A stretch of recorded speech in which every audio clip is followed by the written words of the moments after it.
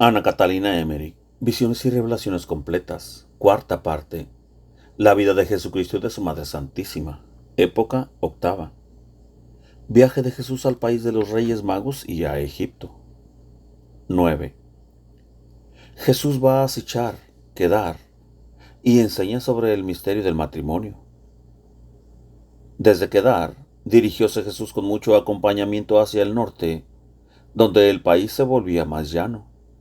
Los vi llegar a un lugar de pastoreo donde había galpones abiertos, largas hileras de árboles entrelazados y chozas de paja y ramas.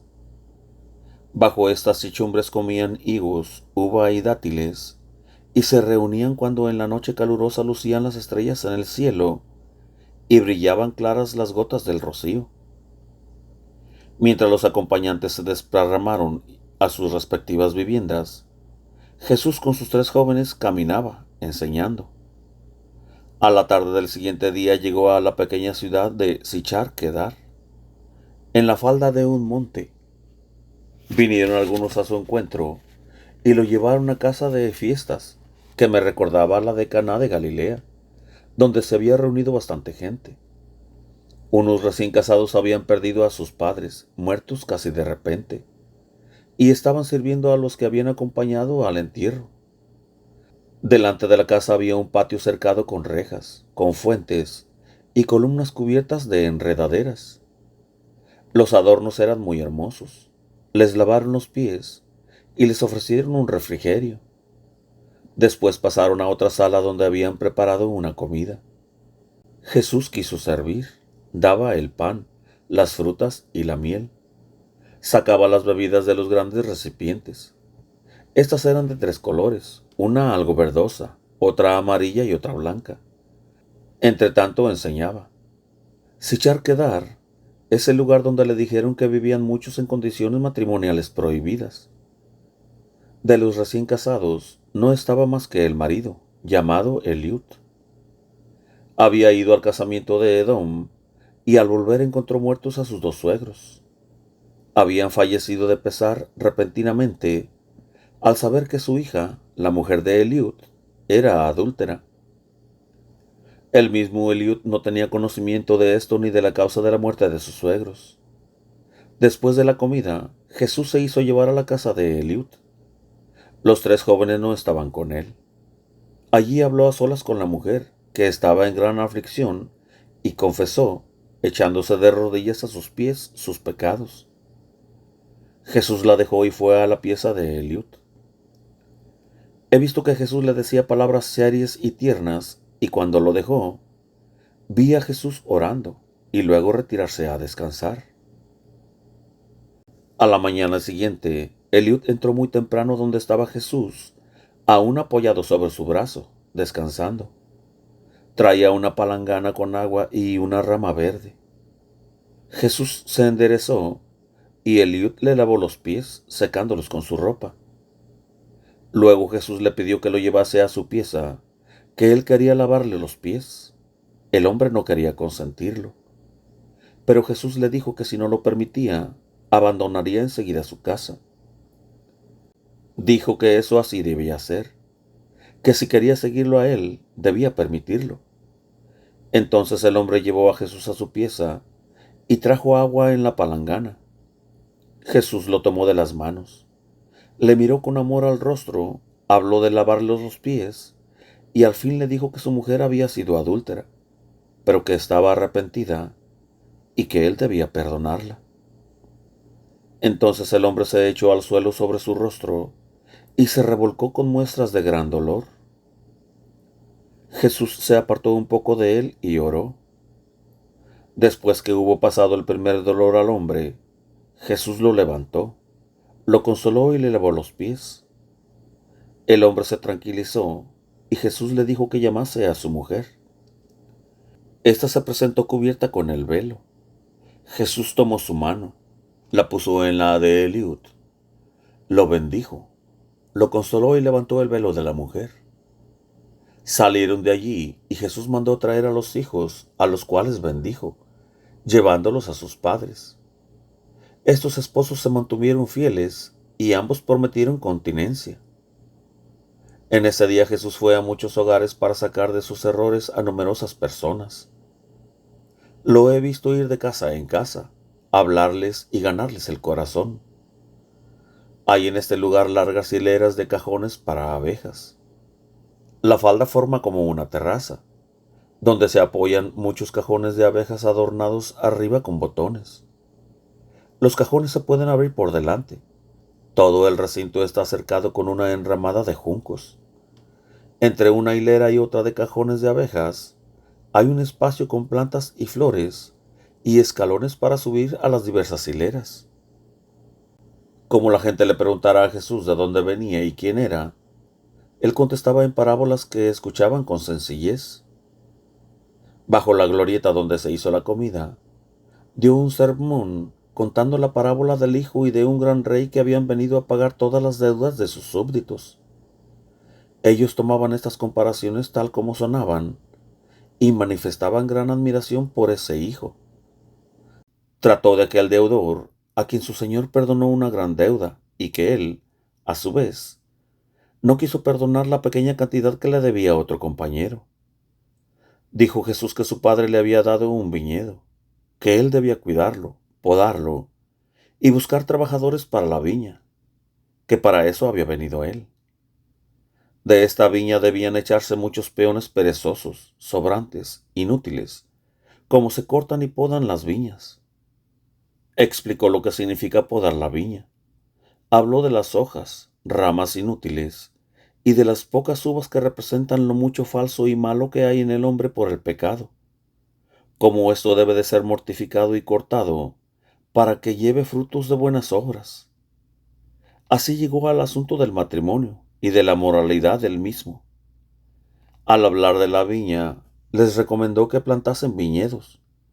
Como le dijeran que no era región apta, les contestó que plantaran donde estaban las abejas, que era tierra buena. Luego contó una parábola sobre las abejas. La gente pensó, si él quiere, estamos dispuestos a ir a trabajar en su viña. Jesús les dijo que se ausentaba, que iba a pagar las deudas de los viñateros y que debía dejar fermentar el vino para hacer un vino de vida y para que pudieran los demás aprender a cultivar viñedos. Al oír que se alejaba se pusieron tristes, rogándole se quedase con ellos.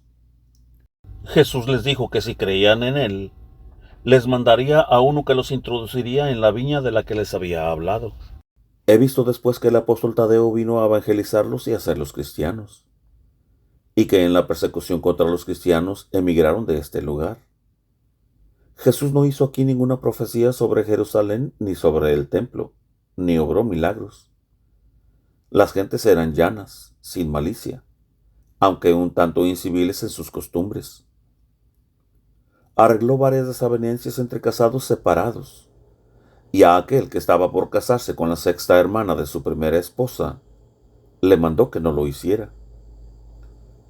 Habló otra vez del matrimonio con la comparación de la viña y del podar y cultivar, llamándome la atención lo que dijo, que donde hay desunión entre casados y no hay buenos frutos, la culpa está principalmente de parte de la mujer. Ella debe tener paciencia, sufrir, cuidar los frutos, arreglar y educar, con su solicitud y trabajo espiritual, quitar lo malo y aumentar lo bueno. Todo lo que ella hace redunda en bien o en daño del fruto. En el matrimonio no se debe hablar de placer ni de satisfacciones, sino de penitencia, de mortificación, de constante lucha contra las pasiones por medio del vencimiento y la oración. Este vencimiento de las pasiones propias trae bendición y provecho a los mismos hijos. Todo esto lo enseñó el Señor con sencillas palabras y profunda significación. Habló mucho sobre esto, y yo estaba tan conmovida que pensaba entre mí, ¿por qué no se escribirá todo esto? ¿Por qué no está aquí ningún apóstol que escriba esta enseñanza para que llegue así a todos los hombres? Yo estaba como formando parte de los oyentes, e iba y venía de un lugar a otro con Jesús. Mientras yo estaba preocupada con estas ideas, se volvió Jesús a mí, y oí estas semejantes palabras. Yo doy fuerza al amor y cultivo la viña donde pueda dar fruto. Si todo esto se escribiera, se perdería como tantas otras cosas que se escriben, o se entendería mal, o se negaría o perseguiría lo escrito. Esto y muchas otras cosas que no se escribieron darán fruto como si estuviese escrito. No es la ley escrita lo que más debe seguirse. En la fe, en la esperanza y en la caridad está todo encerrado y escrito. Lo que Jesús enseñó, tomando ocasión de la viña y de la naturaleza, fue admirablemente hermoso y persuasivo. Estos hombres sencillos preguntaban sobre cosas que no entendían, y Jesús se las declaraba, de tal modo que les quedaban profundamente impresas en la mente. Un mediodía hubo un casamiento de gente pobre con la presencia de Jesús. Los dos eran sencillos y buenos, y Jesús estuvo afable con ellos. Se hizo la profesión a la sinagoga con niños de 6 años, adornados según la costumbre, que tocaban flautas y cantaban. Niñas pequeñas echaban flores al paso, y jóvenes tocaban arpas, triángulos y otros instrumentos raros. El novio vestía casi como un sacerdote. Los padrinos pusieron sus manos sobre los hombros de los novios. El casamiento lo hizo un sacerdote judío, al aire libre, junto a la sinagoga. Cuando aparecieron las estrellas, fueron a la sinagoga para celebrar el sábado y ayunaron hasta la tarde del día siguiente, en que celebraron las bodas solemnes en el salón de fiestas. Jesús narró, entre otras cosas, la parábola del hijo pródigo y la de las numerosas moradas del reino de su padre. Como el novio no tenía casa propia, iría a vivir en la casa de los padres de la novia. Jesús le dijo que mientras no tuviera lugar en la casa de su padre, viviera bajo la tienda en el viñedo que quería edificar en la colina de las abejas. Enseñó de nuevo muchas cosas sobre el matrimonio. Si los esposos vivían en orden y moralidad, reconociendo su estado como de penitencia, sus hijos recibirían parte de estos frutos y edificarían sus futuras moradas en el reino de su padre. Se comparó al novio de una esposa dentro de la cual, la iglesia, serían dados a luz innumerables hijos renacidos a la fe. También habló de las bodas de Caná y de aquel al cual él conocía, que había cambiado el agua en vino, que en Judea es tan perseguido y a quien al fin habrían de dar muerte. Todo esto lo escuchaban con sencillez y las parábolas las tomaban como cosas que le habían acontecido a él. Parece que el novio era un maestro, pues Jesús le mostró cómo debía enseñar, no como los fariseos que imponen cargas y leyes, que ellos mismos no observan, sino con su propio ejemplo. Habló también de Ismael, pues Kedar y estos lugares están habitados por los descendientes de Ismael, y la gente se tiene por inferior a los judíos de Palestina. La mayoría son pastores. Cuando hablan de los judíos, los tienen por el pueblo elegido. Viven todavía en medio de sus costumbres primitivas, con gran sencillez. Un jefe tiene una casa grande con vallado. A su alrededor están los campos, los animales y las casas de los pastores menores, que son como sus trabajadores. Al pozo van solo los hombres de ese jefe y los vecinos que se llevan bien. Hay muchos jefes en esta comarca que, por lo demás, no es tan grande. Animada por las palabras de Jesús, la gente fue al lugar de las abejas, levantó una casita para los nuevos casados y plantó un viñedo. Cada amigo hizo una especie de tabique que fue unido con pieles y cerrado, y todo embetunado con una sustancia pegajosa. Cuando tenían hecho un trozo, lo llevaban al lugar. Cada uno trabajó en la obra según sus habilidades y se repartieron la provisión de lo más necesario. Jesús los guió en la obra, y ellos se admiraban de que entendiera tan bien estos trabajos. Con ocasión del casamiento, enseñó que los ancianos y los pobres deben ocupar los mejores sitios. Fue hasta el lugar de las abejas y señaló el mejor lugar para las viñas. Detrás y en las faldas debían plantar vides. Como llegase la fiesta del novilunio, fueron con Jesús a la sala de fiestas. Jesús sabía que algunos habían dicho entre sí: Este no tiene casa, y quizás querrá vivir allí con los recién casados. Por eso Jesús repitió que él no se quedaría, que él no tenía casa aquí, que su reino estaba por venir, que tenía que plantar la viña de su padre y regarla con su sangre sobre el monte Calvario. Agregó que esto no podían entenderlo por ahora, que lo entenderían cuando hubiese regado con su sangre aquel lugar. Les dijo que volvería, que sus mensajeros vendrían para llamarlos y que ellos, al fin, abandonarían estos lugares. Les dijo que cuando él viniere por tercera vez, llevaría al reino de su padre a todos los que hubiesen cultivado bien el viñedo. Agregó que la estadía de ellos no sería larga aquí, por eso bastaba una tienda liviana que pudiera ser transportada. Habló mucho del amor de unos a otros, y que echaran el ancla de la unión entre ellos, para que la tormenta que iba a venir no los dispersara uno a uno. Habló en parábolas de la vida, cómo quería enseñar a esa pareja a plantar un viñedo, y que luego se iría para plantar el viñedo de su Padre Celestial. Todo esto lo decía tan sencilla y profundamente, que ellos creían en su simplicidad, que hablaba de una viña verdadera. Les enseñó a reconocer en la naturaleza y en la vida una ley secreta y santa, que ahora está deformada y profanada por efectos del pecado. La enseñanza duró hasta muy entrada la noche. Cuando Jesús quiso alejarse, lo detenían, lo abrazaban y le rogaban que les aclarase más cosas que les había dicho. Él les dijo que hicieran las cosas como él se las había dicho, que les mandaría a uno que les explicaría claramente todo lo que ahora no entendían. Hubo una modesta comida y todos bebieron del mismo vaso. El joven recién casado se llama Salatiel y la mujer suena como Brainchen o Fainchen. Fueron bautizados por el apóstol Tadeo con la mayor parte de los habitantes. También el evangelista Marcos estuvo en estas comarcas. A los 35 años de la muerte de Jesús, salió Salatiel con su mujer y 3 hijos, ya crecidos, y se trasladó a Éfeso.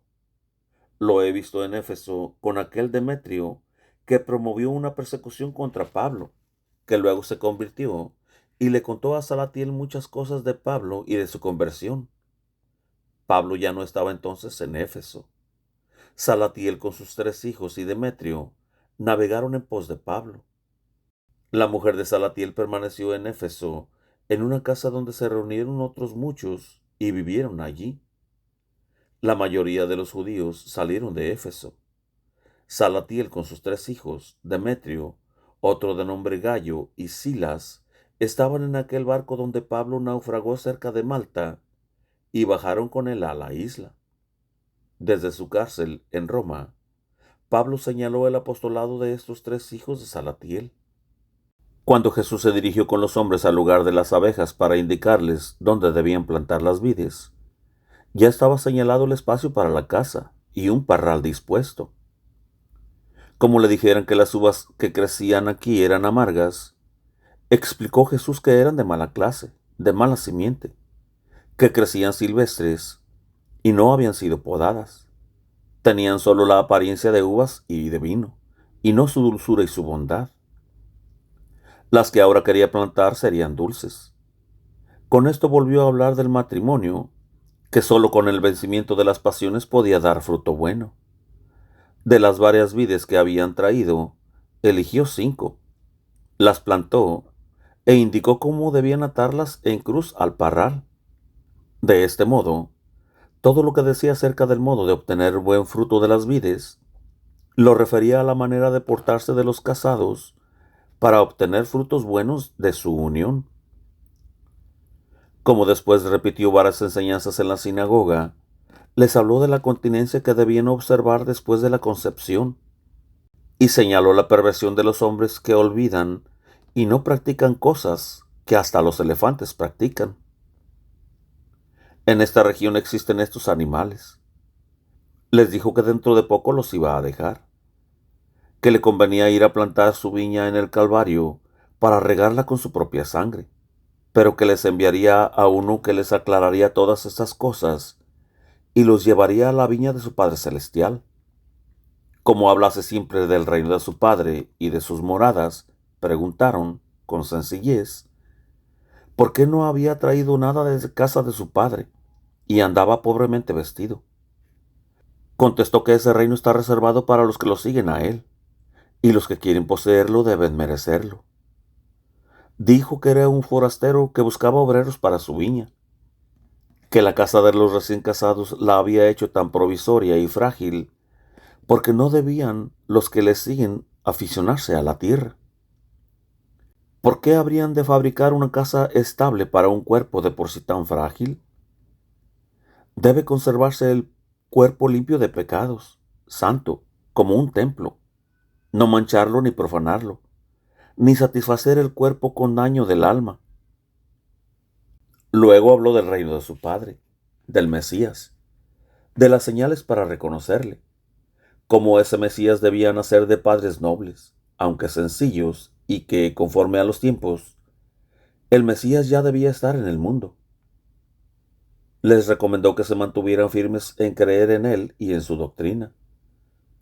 Habló también del amor fraterno y del buen ejemplo, y dijo a Salatiel que dejase su casa abierta y que confiase en lo que él le decía. Viviendo piadosamente, Dios guardaría su casa y nadie le quitaría nada de lo suyo. Salatiel recibió para su casa mucho más de lo que necesitaba.